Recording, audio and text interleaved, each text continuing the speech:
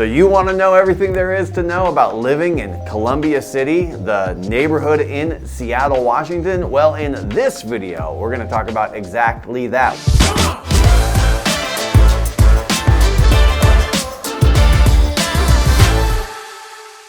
What's going on, everybody? It's H Gazabat, and this is Living and Moving to Seattle, Washington. This is the channel that gives you all the nitty-gritty details of what it's like to live, work, eat, sleep, play right here in the Pacific Northwest, the Emerald City, Seattle, Washington.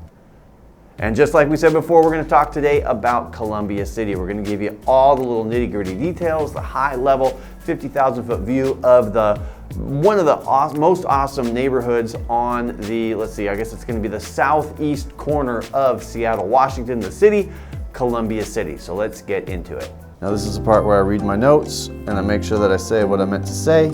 Okay, so to kind of give the overview of Columbia City and where it's located on the map, Columbia City in and of itself is just a cute little neighborhood. It's got its own little kind of like downtown bit, but it's not too big. Like Ballard is much bigger, Fremont is bigger, I guess Madrona is about the same size. So it's got these shops and these restaurants. Olympia Coffee has a location there, and it's got this kind of this quaint neighborhood vibe. It doesn't feel like a big city. It feels kind of like its own little city within a city. If you've ever been to Portland, Oregon, and you've been to like the Northeast Portland, or you've been to some of the other little neighborhoods like that, it has this definitive kind of well laid out feel with these great little shops like I was talking about. Neighborhoods that's more of a melting pot than some of the other neighborhoods in Seattle. It has different, ethnic foods and different restaurants and culturally different folks that live there over time that are well established there, and it's one of the best mixed areas that you would see. If you think back to the World's Fair, I want to say it was 1964, even the way that they drew the map, World's Fair, they made Seattle look like we were in Alaska. I do apologize. That's fine, where is it? Oh, here it is. Sorry about that. No problem, the phone rings, there we go. We're doing it live. So the Pacific Northwest, even in the 60s, was just a distant, very distant place. World War II, we had Boeing as a major employer, and then we have them through the 70s. It seems like everybody works at Boeing. Late 70s, early 80s, we get Microsoft as a major employer. And so everybody either works for Boeing or Microsoft, right, at that point. And then we don't see, a lot of new companies coming into Seattle to put roots down till much later when they start to trade talent. Microsoft has all this talent here, and then so other companies show up to trade talent and try to siphon those people off. Amazon being the big example, and then it really starts to snowball with the talent. So you're really looking at a large fishing industry, because we have the Alaska fishermen forever and ever. Then you've got manufacturing and Boeing and the people that support Boeing, right? So you've got these calloused hands in Seattle, 40s, 50s, 60s, 70s, and then it isn't until the 80s that you get the tech influence. And the reason I bring that up is you have to look at these neighborhoods from that historical perspective of what was going on in Columbia City and South Seattle and this sort of thing, and how that neighborhood developed over time, given what it is. Columbia City was one of those neighborhoods in South Seattle that didn't necessarily suffer from I-5 in the way that other cities did when they put in I-5. There really is some different ethnicities, and that neighborhood really is more of a melting pot. Okay, there. One of the things that I love, and I think we've done some other videos where we walked around and that you see, is Seattle loves its trees, and Columbia City is one of those neighborhoods that's retained a lot of its tree-lined streets. It's actually another great spot. It's relatively flat. It's one of the neighborhoods that isn't named after a hill or on a hill. So it's really easy to get around and walk to the different restaurants, walk from your house, go to a restaurant, go to a bar, go to a pizza spot, go get coffee. It really has that more neighborhood setup vibe without all the hills, which is great. So two other things overarching in Columbia City is the farmers market that they have there. We love our farmers markets here. Almost every neighborhood has either a summer market or a year-round market. Columbia City is no different. They've got a great farmers market. And another thing that's really cool You know, we mentioned shops and restaurants and breweries and all this stuff in Columbia City, but they also have lively arts and theaters and all this stuff. The landscape of Seattle, it's only 3 miles wide. It's an isthmus. There's water on both sides. A lot of the recent studies put Seattle traffic right there with New York traffic. It's tied for 3rd worst traffic. I'm not talking about the Pacific Northwest, and I'm talking about Seattle, that narrow landmass. When people call, and we help people make the move all the time, they're like, oh, we're thinking about Seattle, we're thinking about this neighborhood, Ballard, Columbia City, we're thinking about West Seattle, or Bellevue. Well, Bellevue is a city. Like, that's a whole different, Kirkland, there's a whole different thing going on there, right? So when I think about Seattle neighborhoods, I think about the ones that everything you need is right there. All the restaurants, all the shopping, everything that you need is right there. Transportation, and that's what Columbia City really has going for it. They've got light rails, one of the first light rail, segments to be put in. Makes it really easy to go to the airport, makes it really easy to come up into downtown Seattle. So with all the arts and entertainment, with all the shops and restaurants, with the walkability, Columbia City is high on the list of like, maybe we should consider that. Ballard looks expensive, we can get a little more bang for our buck in Columbia City, right? It's definitely worth looking at. That's only my 7th cup of coffee today. So let's talk about what kind of homes are in Columbia City. Now, Seattle, I always try to explain to folks that Seattle has old houses and new townhouses. There's not much in between, because if you think about how a city develops in the same way as a tree grows, concentric rings on a tree, those old neighborhoods are established first, and then decade by decade, things spread out. So we see a lot of craftsmen's and bungalows throughout Columbia City. Late 1925 into the 30s, you start to see some Tudors, right? That's the 30s. And then from there, infill. So if there's a 1970 built house, it's because an older home was torn down and that house was a new home in the 70s, right?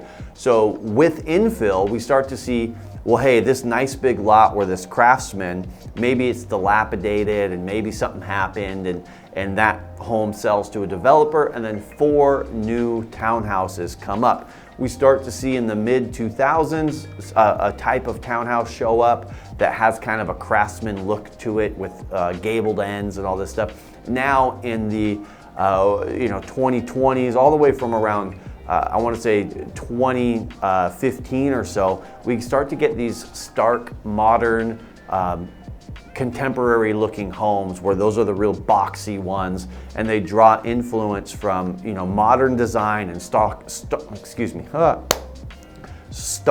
modern design. Those design elements incorporate themselves into those townhouses. So you have old houses and then you have new townhouses with not much in between. Columbia City's not much different. So you're going to get bungalows, you're going to get some 1940s war era homes, you're going to get a lot of craftsmen's and Tudors in that area. You're not going to see Foursquares or really any Queen Anne Victorians in that, because of the years that started to develop as an area. You will find in that area some apartment buildings built in the 60s, 70s, that sort of thing, and then there's a few new apartment buildings that are coming in the periphery, Hillman City, the periphery of Columbia City, that are new and available to rent, that sort of thing. So you will see those as well. Okay, so the last couple of things, big overview, we talked about what kind of houses you can find there, the shops and restaurants, the walkability, and we talked about the public transit. The light rail is an amazing system that gets you north and south pretty quick and brings you right into downtown Seattle, brings you right up to Husky Stadium, brings you, right down to the airport. Plus, there's also buses that have express routes to help you get around and that sort of thing. So one of the things I want to bring up is you could absolutely live in that neighborhood without a car and make it fairly easy to commute in and out of town. If you do have a car, that is one of the last areas where the density isn't so bad that you won't find parking, but it is starting to grow in density where you are going to spend a little bit of time juggling for parking. And as they build new construction there, in order to make housing affordable, they're using that square footage that in the old days would be reserved for a garage, and they're using that to make housing, right? So instead of building a garage, they would have to pass that expense of that empty square footage onto the consumer, which would actually elevate the price of real estate to make room for a garage. So instead, what they're doing is they're building without garages so they can get more square footage for people to live in at a lower price, right? There's only so much they can do with zoning laws that way. So feel free to try to argue with me about that in the comments. Look forward to seeing whatever you guys think about that, but that's the honest truth, is if a developer has to put in a garage, that's an additional expense that can't be used as living space, and that cost gets added on to the end user. Same thing with apartment buildings that build underground garage. That's living space that they can't necessarily charge for the same way that they would charge for parking, and the cost to dig down and put a garage is terribly expensive, and it all gets passed on to the consumer. So interesting to think about there. But when you're driving and you're parking and you're looking to get around, there still is pretty good available street parking in Columbia City, but we are seeing that starting to get tighter and tighter and tighter. So just a heads up there. So if you're thinking about making a move and coming out to Seattle and you think that Columbia City is the right neighborhood for you, that's great. If not, there's tons of other neighborhoods to choose from. We help people make the move all the time. We want to do a really good job for you. All the details, contact information's down below. Reach out to us. Let's put some time on the calendar just to brainstorm kind of what's going to fit your lifestyle, help you find a home to buy, help you get out here and make that move. I know that with Facebook, Microsoft, Tableau, Salesforce, Adobe, Google, SpaceX, Nintendo, all these different companies, a lot of people, Boeing, a lot of different people are making their way out here for work and trying to be a part of the Pacific Northwest, try to move out this way so that they can get into the mountains, get into the trees, get out and go sailing and do all that fun stuff. We love helping people that are making the move, so reach out to us. Again, Columbia City is one of those neighborhoods that I think that really just has everything that you could really want on your hit list. You know, as far as walkability, public transit, different housing options, and a community that feels more engaged in its own community than some of our other neighborhoods. Really appreciate you spending the time with us today. Hopefully you got a kick out of the video. We'll see you in the next one. Talk to you.